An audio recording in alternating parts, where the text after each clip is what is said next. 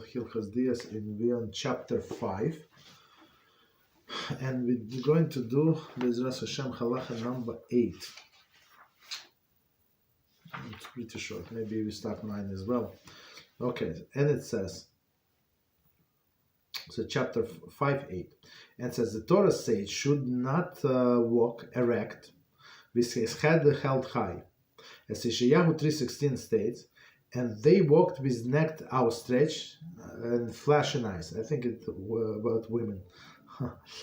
He should not walk with the short steps, toe to heel, a stately gait like that of women of the proud.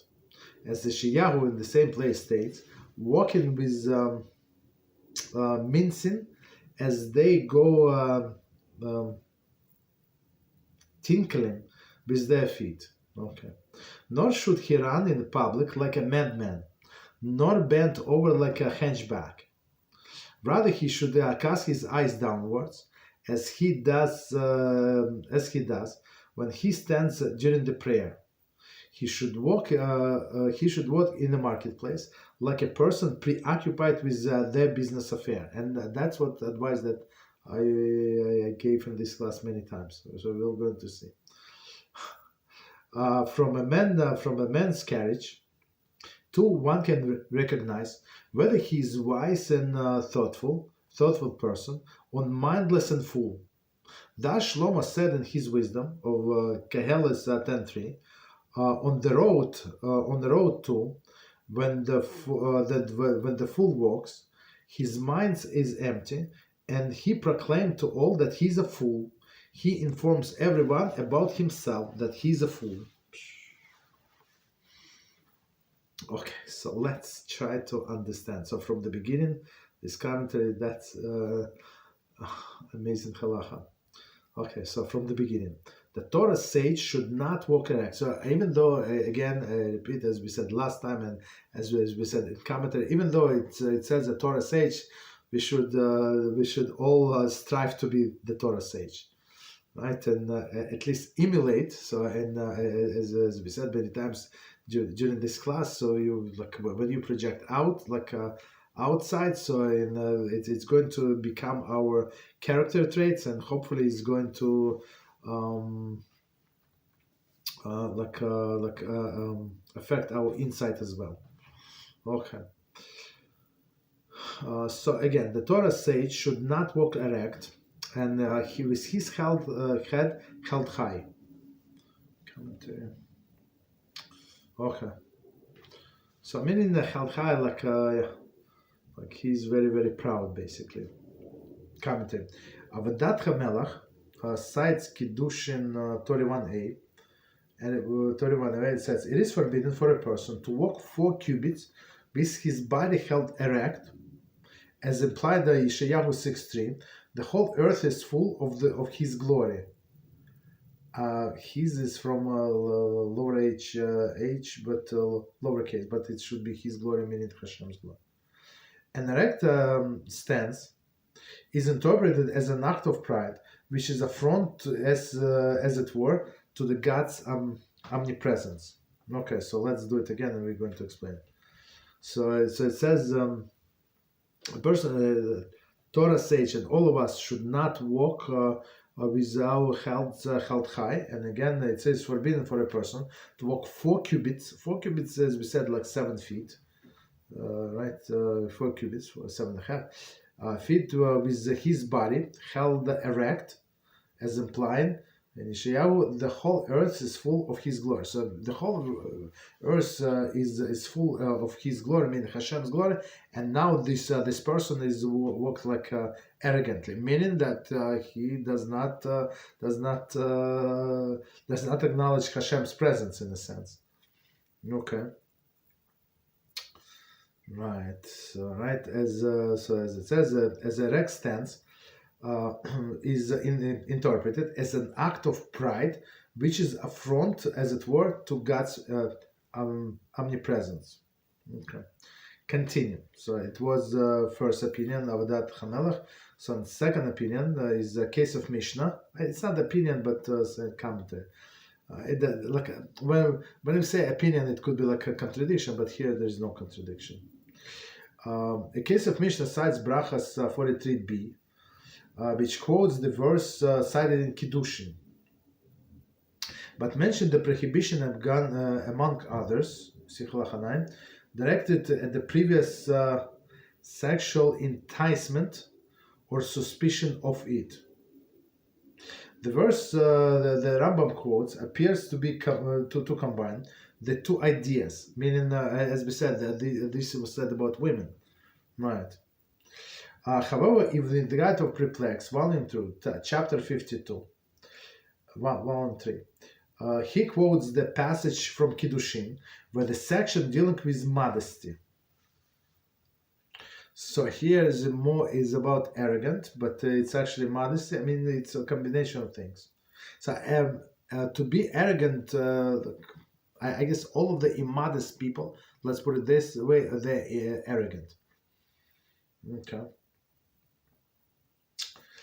A proud person is often indulgent in both pride, and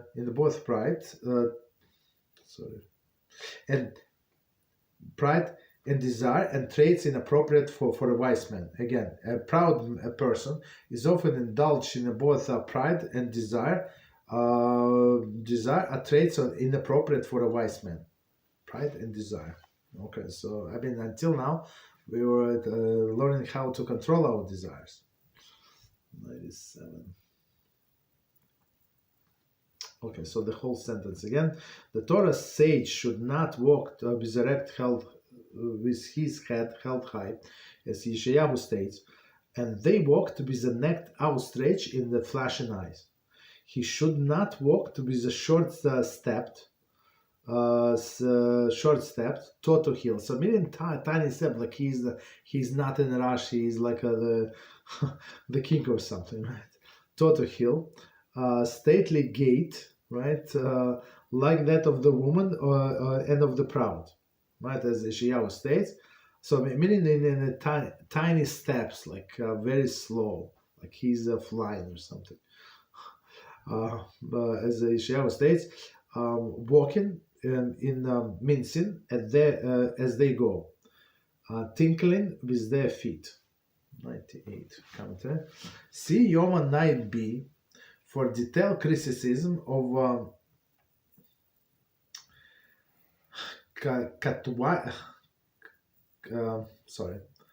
Katwutri of the daughters of the Zion, mentioned in the verse from Yeshayahu, meaning that they were provoking these Roman soldiers or something, right?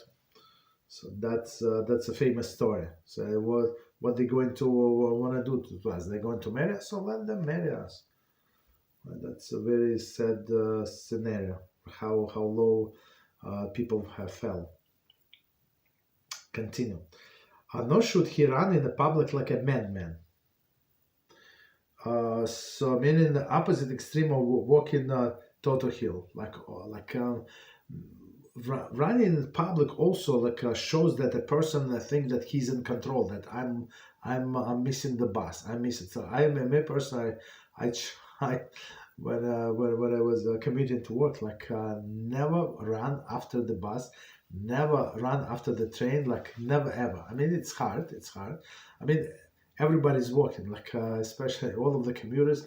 So our subway, it says subway, but it's on the top, right? It's only three story high or something, right? So I have to walk the stairs, and then people downstairs, they trying to get into the station, and they hear the sound of approaching train, and it's very interesting. You never know what direction the train is going. Is it your direction or opposite direction? And everybody start running. It's stepping on each other. It's unbelievable. Women on high heels, men, pushing each other, try to get. I was trying never ever to run. So, and sometimes you late. I mean, you very close. to be late. So if you don't get this train, so maybe you're going to get late, be late, right? So it's very embarrassing to come late. Everybody is there. Sometimes people ask a very loud voice or something. I mean, right? So it's not the most pleasant situation to come to office late. You understand? So people would. I try never to run. Right, because it is embarrassing, right? Embarrassing meaning that a person say, if I'm not, so if I'm going to run, I'm going to get on time. But if I'm not going to run, so I'm going to get late and not be paid, or I will lose everything, right? That's what it shows, right?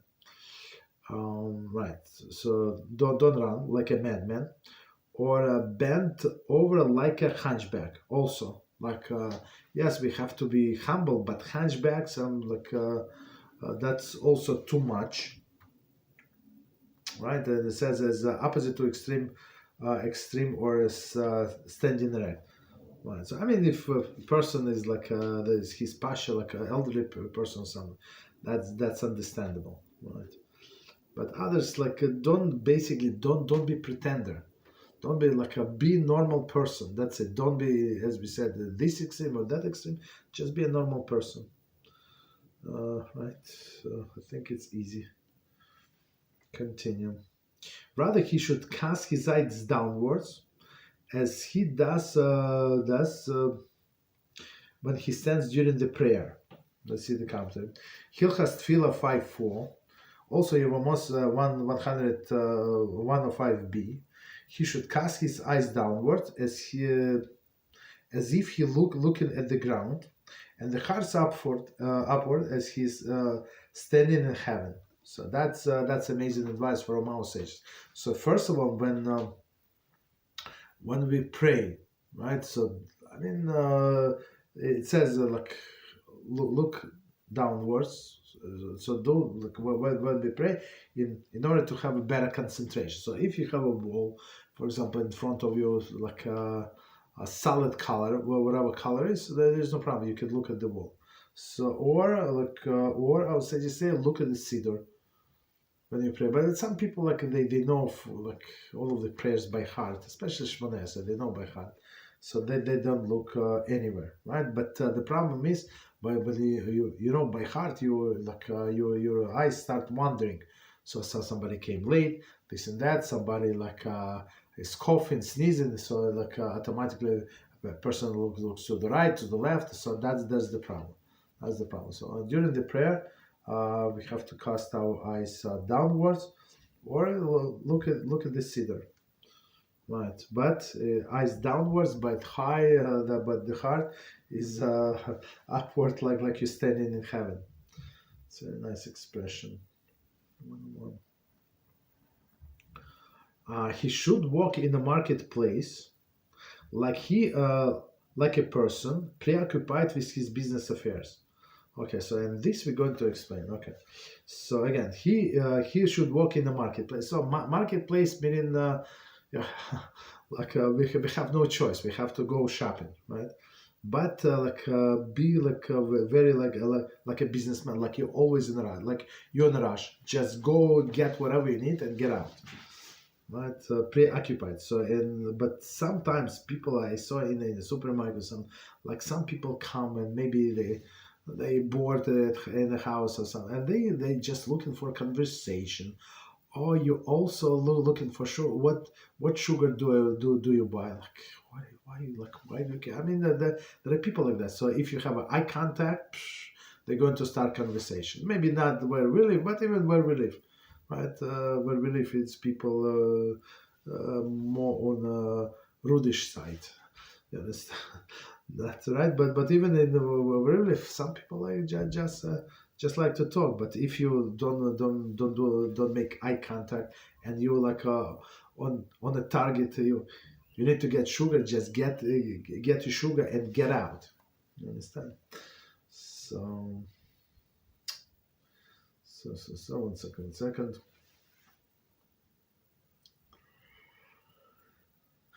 Okay, so I apologize, I missed it. So he should work like a marketplace. Okay, so there is some grammars. Okay, Continue. Measure gains between 20. Okay. So meaning they say not too fast, not too slow, normally, like a person who occupied with his business affairs. Okay, without any intent to attracting any attention or wasting time. So as we said, if you stop, if you try to to do eye contact, people are going to talk to you, and they ask you a million questions and this and that, and so you try to be you very look like you very preoccupied. Not only there, in general, right? So people would not want to women as well, right? Men and women. So a woman who walks slowly, she does her head is a cloud. So men would watch her and then come over and try to talk to her. But if they see that she's on a target, she does not care what's going on. She's busy. She's late, right? So sometimes somebody would talk to me and say, "I apologize, very late. I apologize, very late."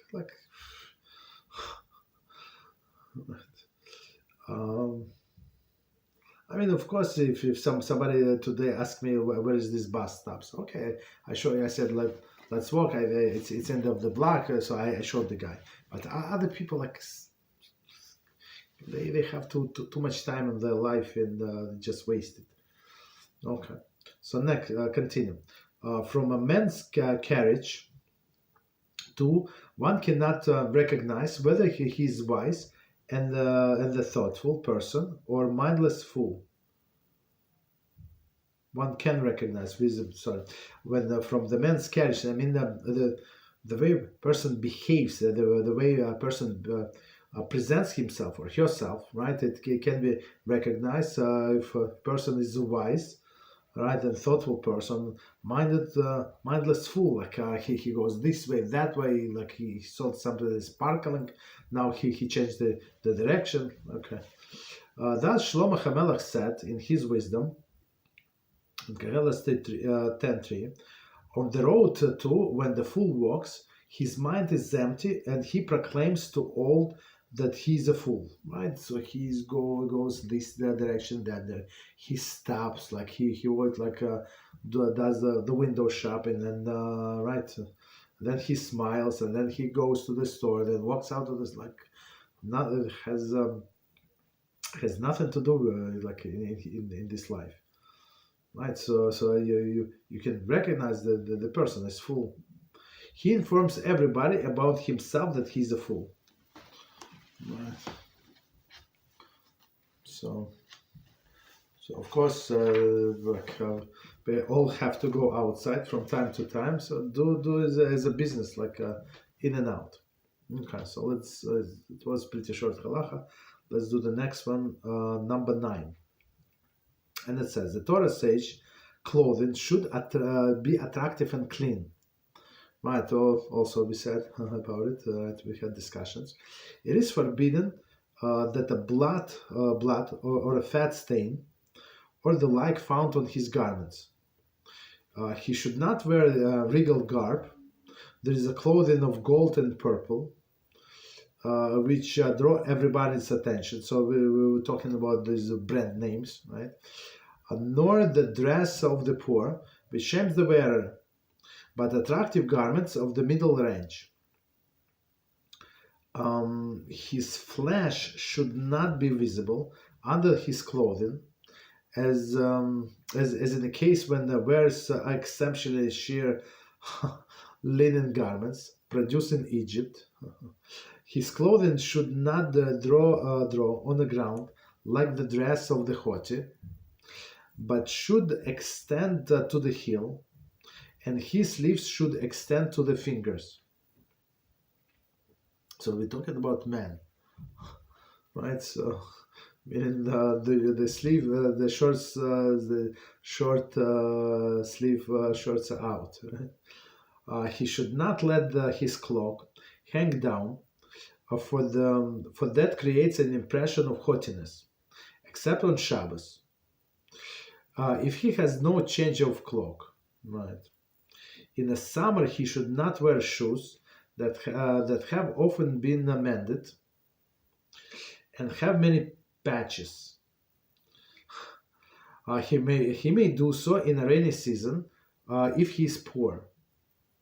If he should go out to the marketplace perfumed or with perfumed clothes, no, he should not, nor should he put the perfume on his hair. However, if he is permitted to rub perfume on his body, if he does so in order to remove filth. Similarly, so we had a question about deodorants, right? Similarly, he should not go out alone at night unless he has a set time to go out for his studies. All of these restrictions are instituted lest a suspicion of immorality arises. It's, as you see there, it's a lot of information. Baruch Hashem, very, very interesting halachah. From the beginning, we're going to explain. A Torah sage clothing should be attractive and clean. So again, we say about Torah sage, but it's concerning all of us, men and women. Although there is there is a Talmudic support for this statement, there is no quote which states explicitly that Torah sage should be dressed attractively. Nevertheless, such a behavior is clearly skipping in the middle path. The Rambam has prescribed for the wise. Right. So meaning again attractive, meaning like normal, not baggy, not this, not that, not dirty, like normal average size, our size, average quality, and nice looking. Okay. All right. It is forbidden that the blood of fat stain or the like found on the garment. So people right, so they would do shchita right in their halakha for their own animals. So of course it could be like they were dealing with animals like right dead animals, like, so of course it could be stain of blood or fat. Okay, so you have to be very, very careful. Right. Commentary. Shabbos 114a states the sage is deserving death for having such a stain on his clothes. So meaning that if somebody is a sage, if somebody is a rabbi, if somebody is a like important person, so he cannot walk with the stained clothing. Right? Is it maybe it's too expensive for him? Okay, so like it's still your obligation when you get the status, some kind of status, so that's obligation. And some people say no, and they try to be like very humble, and I do not care. I'm not going to take showers because I'm not into physicality so much as other people of the world. Yeah, maybe you are. I have no doubt that you're a very holy person and you're a big learner, but the problem is, when a person is sweating, like it stinks. Maybe you don't feel it, but other people smell it. You understand? So right, and this clothing person said, no, I can do without the clothing. And I remember there is one guy. Was he Talmid Chacham? Or I don't know, maybe, right? Okay, so he was a righteous person for sure. Right, and we used to work not together, but we pray sometime in 1 million, right? Many times in 1 million, I would say many times, right? And he had this like coat, and it looks okay from inside, right? But inside it was ripped, like when he would like put his hand up like to hold for like a rail in a train, like you see it's ripped, like it was not. It's like I always wanted to tell him, but somehow I did not get my courage to tell him. I mean, the guy had he had a normal job, like making good money, but many children, Baruch Hashem, I don't know, 6, 7 children, remember how many kids. I'd pay him all of this for tuition, this and that, but still like this coat was maybe, I don't know, from 30, 40 years ago.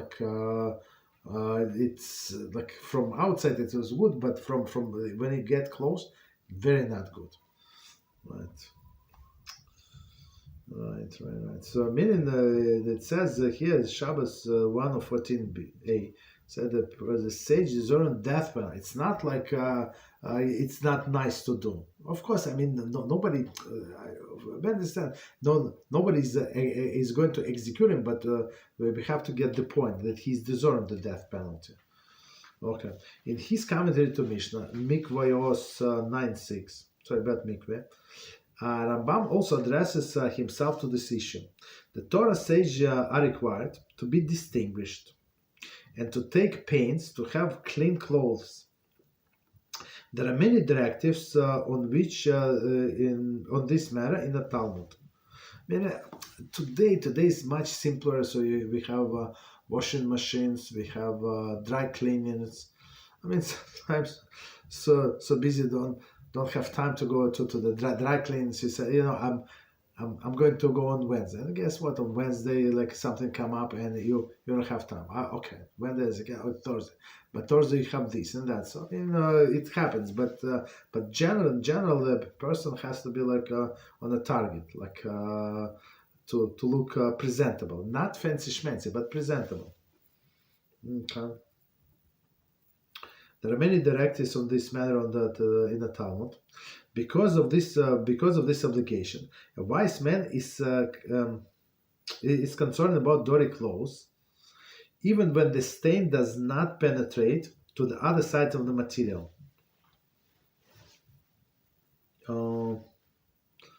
Because of this obligation, the wise man is concerned about dirty clothes, even if the stain does not penetrate on the other side of the material. I'm not sure the stain is from inside and you don't see it from outside. Okay, but we got the point. When the common person sees the individual whom he associates with the Torah knowledge, dressed sloppy, he loses respect not only to the individual but the Torah which he represents. Rashi Shabbos, what is it? 114a, and it's very, very. On one hand, it's very harsh words, and like, why would he draw this conclusion? Because of one shmendrik that does not change his clothing, right? This ignorant person is going to derive conclusion about all of the religious people, all the Talmidei Chachamim about the Torah. Unfortunately, that's the case. Are they right? Absolutely not. As somebody, I think I said, wrote a commentary, right? And this lady said, "Because of you, I don't want to be a religious Jew, like or Orthodox Jew." Because of us? And she's like in her 50, and now because she saw our video, now she does not want to be like what before. I mean, people are pretenders, they're losers. Like, don't blame us, right? On one hand, on the other hand, we cannot be the cause of it, right? So as we said before, Rambam said, so other people would see you and say, "Oh, that's what Judaism," or that's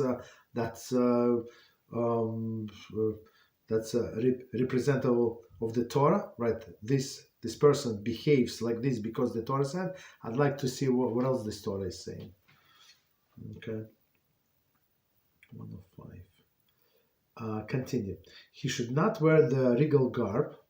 For example, clothes of the gold and purple. So today, like some brand name, like everybody knows that it's very, very expensive, especially like I don't know, with some writings in there.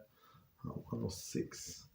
Garments of this hue were only purchased by royalty or people of great wealth. Okay, so meaning purple. But today also like some brands. So right, everybody knows. Right? I mean that it is expensive.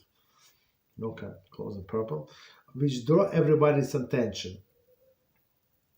Not to right. So meaning don't dress like, I don't know today what would be brand. I don't know what would be the brand. I mean the men like people know. I mean, sometimes you see men dress in suit like I guess it's much more expensive than mine, but I would not like know much of the difference. But you see the quality is better. But it's not. I mean, unless you know the brand or something, that people know the brand, so they would see like. Right, well, we would have more information, but just because it's more presentable, that's fine. So here they're talking about something like flash, I guess. Okay. Right. 1 second. Uh, Continue. Which draw everybody's attention. So don't wear very expensive clothing for women as well, nor the dress that the poor of the poor, which shame the wearer. So say, oh, I do not care. So let them not look at me, right?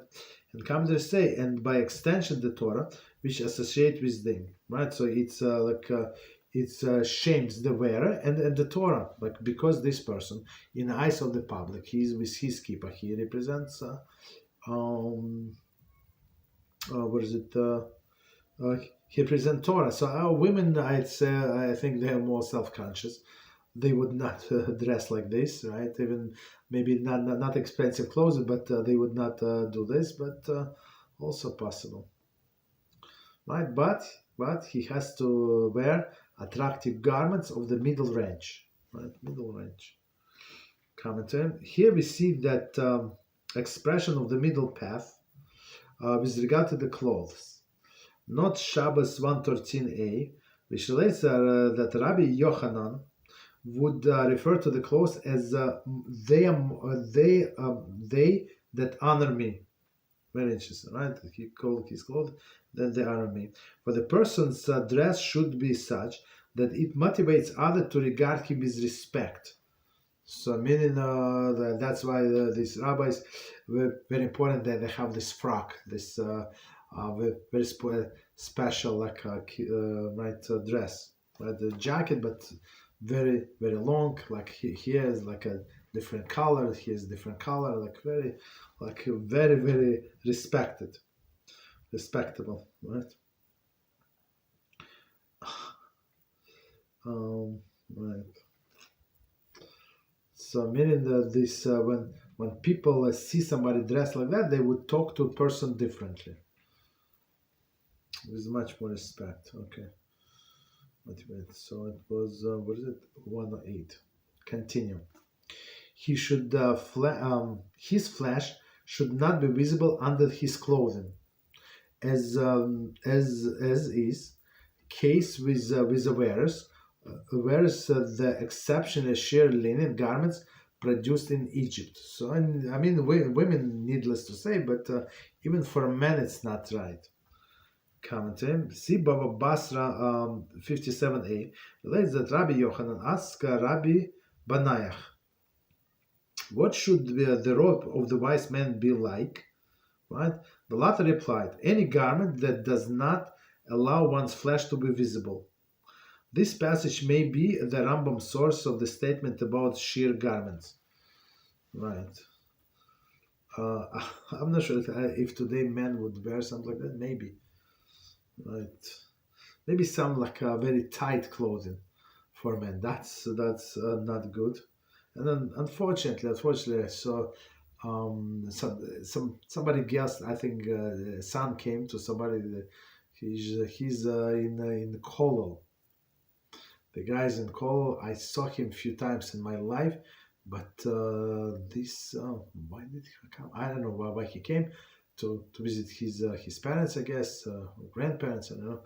So, but he came with very tight clothing. Like these pants were too tight. These shoes like too much. I mean, I would expect. So if person is in Colo, right? So he learns. This day and night. So why would they care about these tight pants? I think they would cost much more than the regular normal pants, like this fancy schmancy. Right? Unfortunately, right? Unfortunately. Right. So not to be sure. Okay. Though the Rashbam interprets the passage is referred to the length of the clothes, the Rambam may have interpreted as a reference to the density. Okay, length and density. Okay, two different things. It is also possible that Rambam prescription is not based on any specific Talmudic passage, but rather is a general conception of the modesty and dignity with which the Torah sage should conduct himself. Right. Okay. Oh, Torah sage should conduct himself. All right. So meaning the sheer clothing. Okay. So now we're going to length. Right. His clothes should not drag on the ground like the dress of the haughty. So let's see. I mean, I'm not sure why it would be so.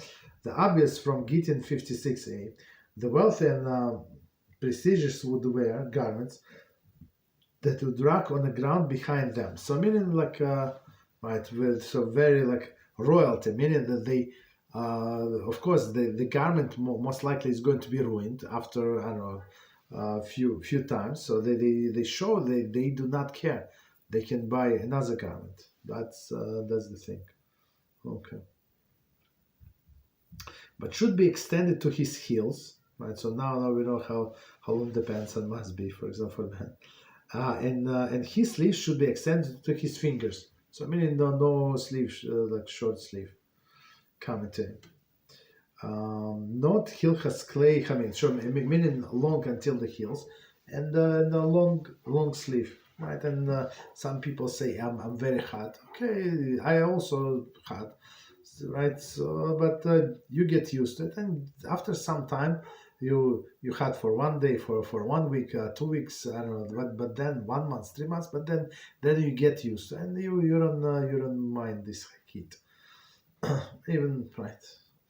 With a long sleeve. Okay. So not Hilchas Klei Hamikdash 8:17, which says that the Kohen's garment wore on this length of this length. Okay.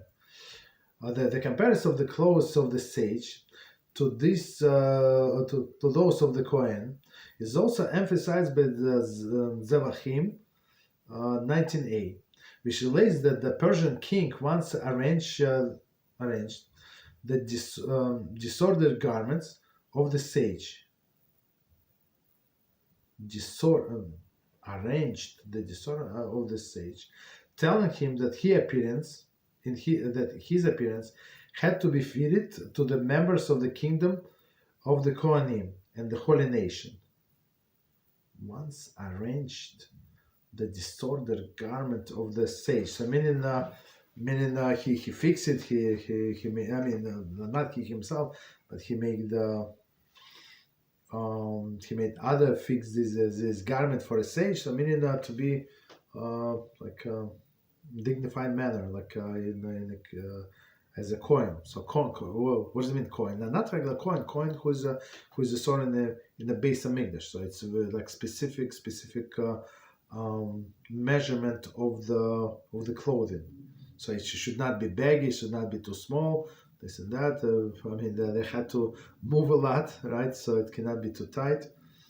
Okay, all these things. Okay, continue. He should not let his cloak hang down. For that creates impression of the haughtiness, except on Shabbos. So what does it mean?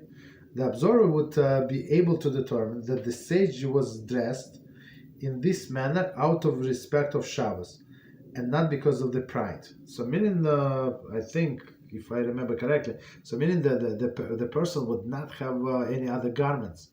He has only one garment, so his cloak, I think maybe it's talis, so he would wear a little lower so to show that today is different. Like it's exactly the same clothing, but he would wear a little like a flashy, like a rich man. That's, I mean, he's not.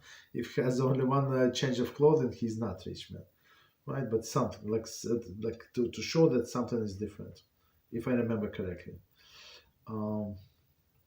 Right. So again, the whole sentence.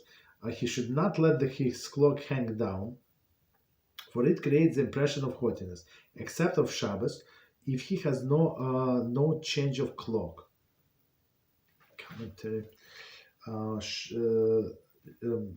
Hilchos Shabbos Torah Halachah 3 states, among the marks of the difference of Shabbos is to wear clean garments. Meaning, so like in respect of the Shabbos, a person must have clean garments. Okay. One weekday outfit should be different from the Shabbos, from that of the Shabbos, unless you have somehow different. If one does not have a change of clothing, one should let his cloak hang down in a different to differentiate between the dress on Shabbos and during the week. Yeah, exactly as we said. So I did not know the source, but he's a source. It's from Hilchos Shabbos 3:33. Right. So again, we have to have separate clothing for Shabbos in respect of Shabbos. But if he does not have so he should wear a little different. If it's possible to wear a little different, of course, it must be still in the manner of wearing, right? So as we learned in our Wednesday class, because otherwise it would be carrying the garment. You can wear the garment, but you're not allowed to carry the garment. Okay. 113. Continue. In the summer, he should not wear shoes that have often been mended and have many patches. So, you can see how life was different. How life was different back then. So meaning that they have shoes but too many patches. So it would be too embarrassing in the summer. So meaning if it's part of the halacha, it's meaning in my mind it's not an exception. Meaning that many people had this kind of shoes. He may do so he may do so in rainy season if he is poor, right? For the mud will cover up the patches. It's very sad, but that's what it is. Rashi Brachas 43b. Okay, that's what we learned. Okay. So meaning that the mud would attach in the rainy season, and mud is not a problem. With patches is a problem, but only if he is poor. 115. There is doing so is not desirable, but allowed in a case of poverty. So, but as we said, only in rainy season. He should not go out in the marketplace perfumed. So, marketplace, as has been said, going out, or with the perfumed clothes, also in general. Okay, nor should he put perfume on his hair. Okay, meaning that's the way of the women, I guess, as well. However, he is permitted to rub perfume on his body if he does so in order to remove the filth. Commentary, see Brachas 43b states to remove the sweat.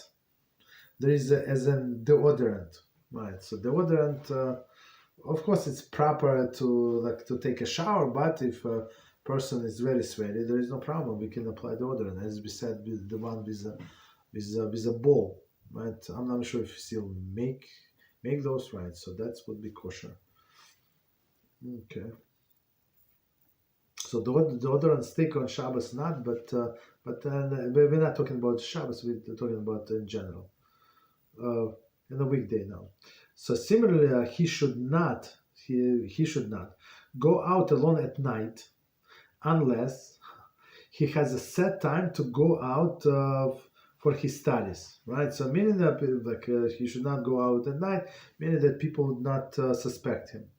In this instance, everybody will assume that he is following his regular pattern. See Brachas 43b, meaning that, right, he's not going to visit somebody, right, of opposite gender, but he goes to study. Everybody is 7:30 he goes right to class, or 8 o'clock, whatever it is. So last sentence, all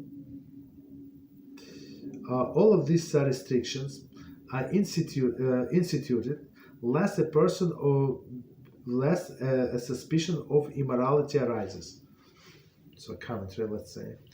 The commentary question whether Rambam is referring to the entire Halachah or merely the last four are restriction which brachas relate specifically for this purpose. I